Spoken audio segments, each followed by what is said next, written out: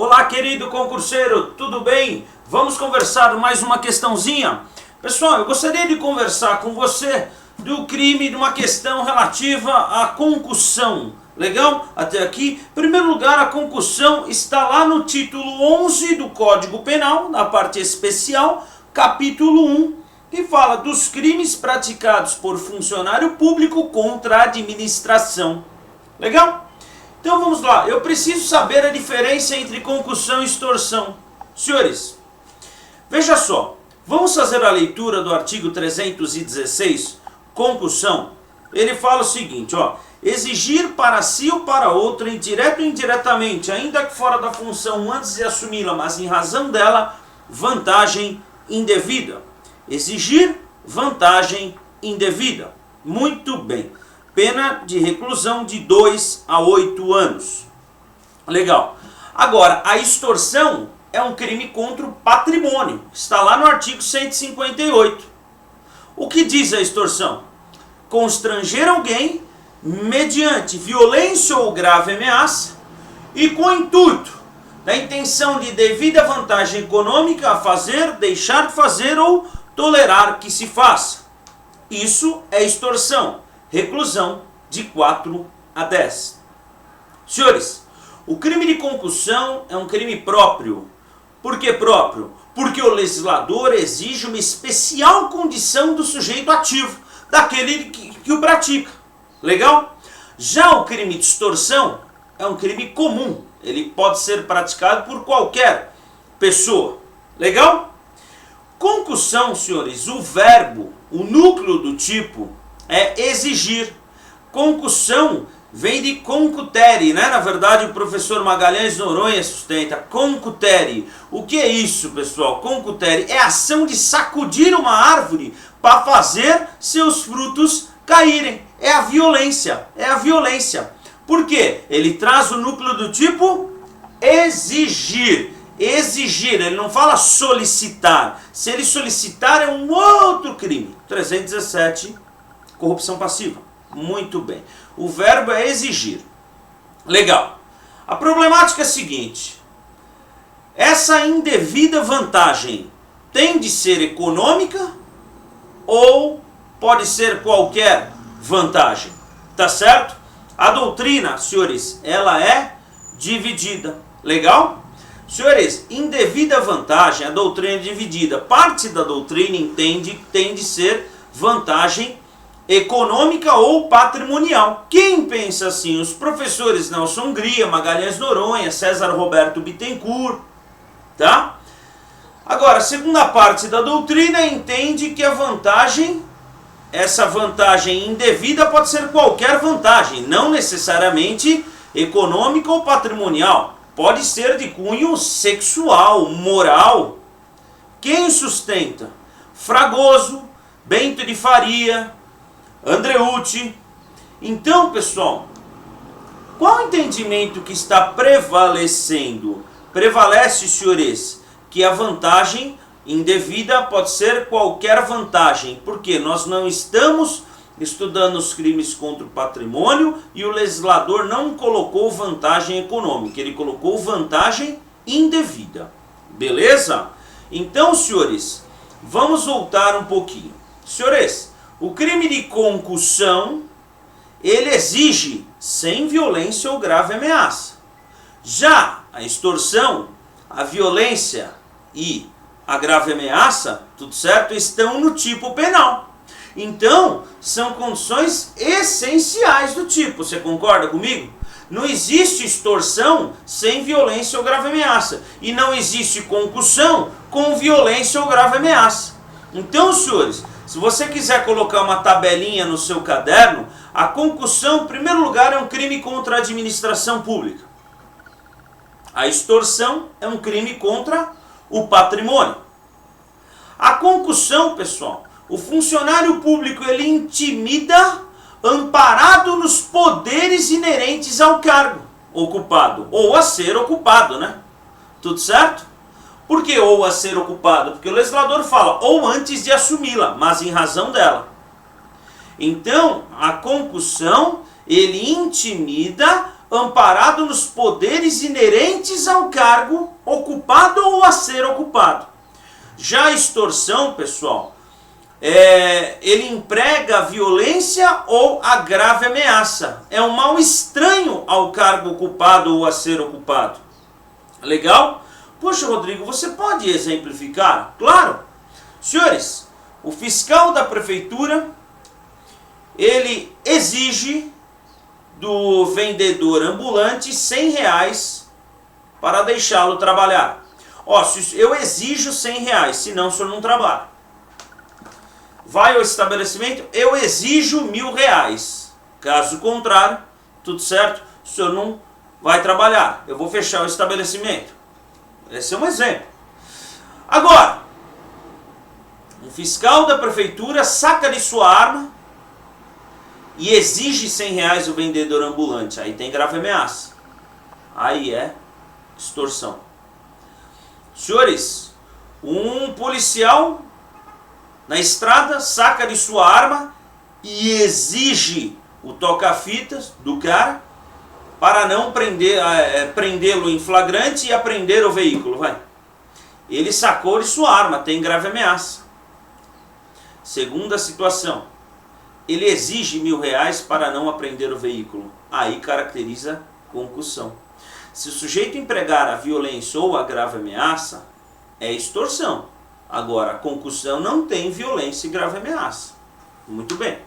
Ele exige e a vítima cede por temer represálias. Muito bem. Senhores, é o seguinte.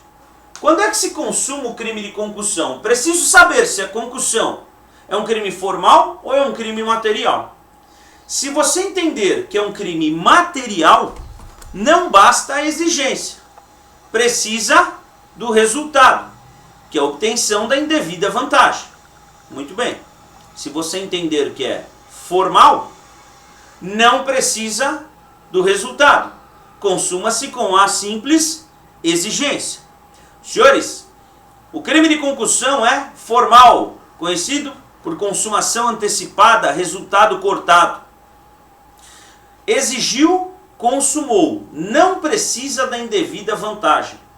E se ele conseguir a indevida vantagem? Nós chamamos de concussão esgotada, concussão exaurida. Crime esgotado, o professor Eugênio Raul Zaffaroni, né? Que chama. Muito bem. Então não precisa da indevida vantagem. Exigiu, consumou. Está claro até aqui? Beleza.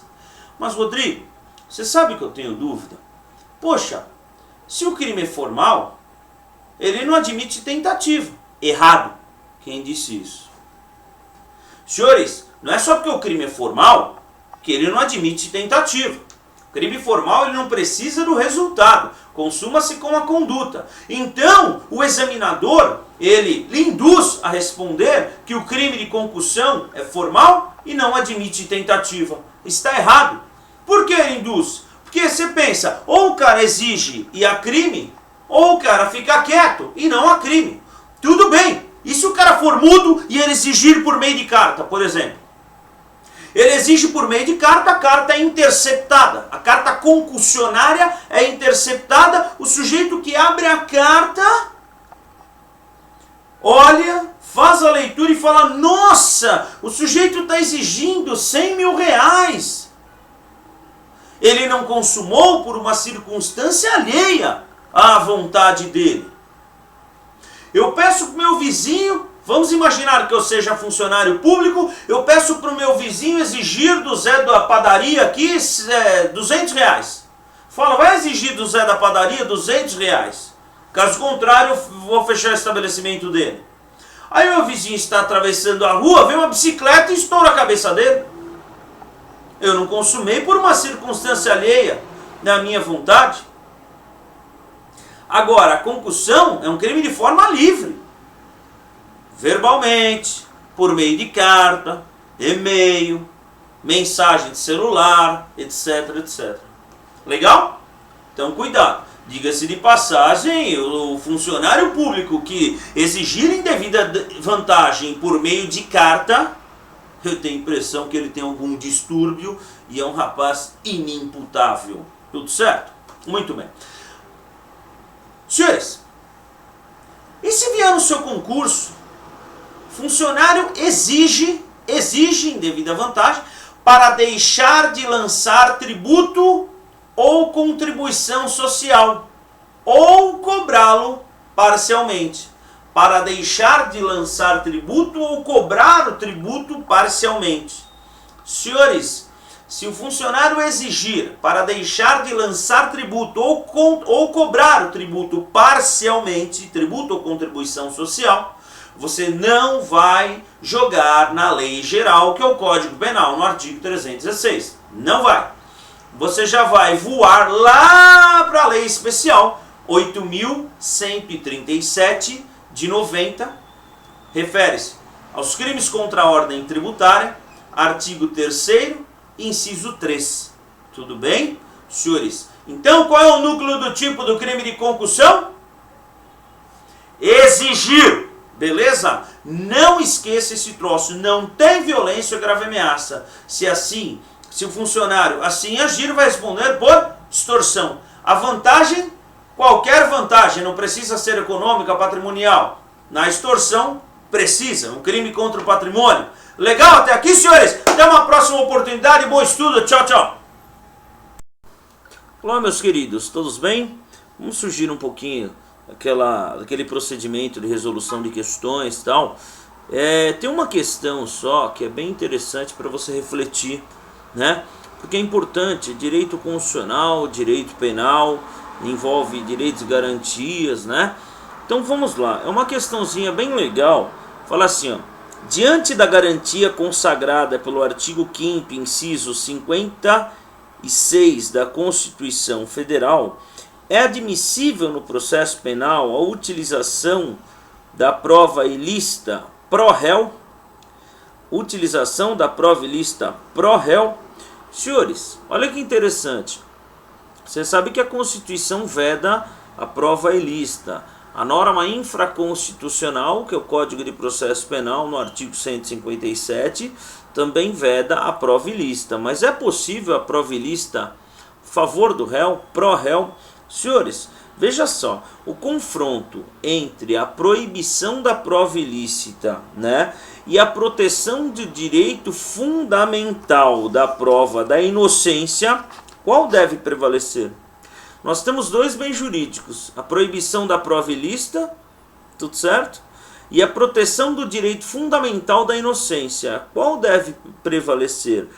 É evidente, pessoal, que deve prevalecer esse último, o direito da proteção, né, do direito fundamental da prova da inocência, sem dúvida alguma. Legal? Mas tem que tomar cuidado, por quê? Porque tem um princípio que prevalece, é o da proporcionalidade. E a meu ver, pessoal, a prova ilícita pró-réu, né, favor do réu, caracteriza o quê? Uma legítima defesa, uma excludente. A meu ver, caracteriza uma excludente, mas esse é o meu entendimento. Estou deixando bem claro isso, tá? Mas a vedação da prova ilícita e direito de liberdade, pessoal, que tem que tomar cuidado também, né? Por quê? Porque você não pode buscar a prova ilícita, né, para provar a sua inocência, tá certo? Todo e qualquer meio, indiscriminadamente. Eu tenho a impressão, pessoal, que a prova ilícita pró-réu também encontra limitação na Constituição da República e não será possível, evidentemente, tá? Não será possível se for obtida mediante tortura, tá? Agora, a prova ilícita, uma interceptação telefônica, por exemplo, sem autorização judicial, pró-réu. Por quê? Porque eu estou sendo vítima de extorsão, eu estou sendo vítima de concussão, eu estou sendo vítima de corrupção. Legal? Agora, o que eu não posso é torturar uma pessoa. Aí encontra respaldo e vedação na Constituição da República. Isso é muito importante, tá? Então, mesmo a prova ilícita pró-réu, favor do réu, encontra limitação, proteção dos direitos alheios, né? Como a vida, a dignidade, a incolumidade das pessoas, física e psíquica, tá? Muito importante.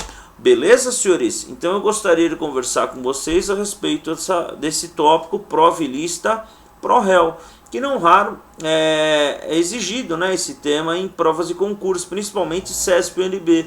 Eles já pediram, delegado da Federal, né, prova e lista pró-réu. É possível? É proporcionalidade, por força do princípio da proporcionalidade, belezinha?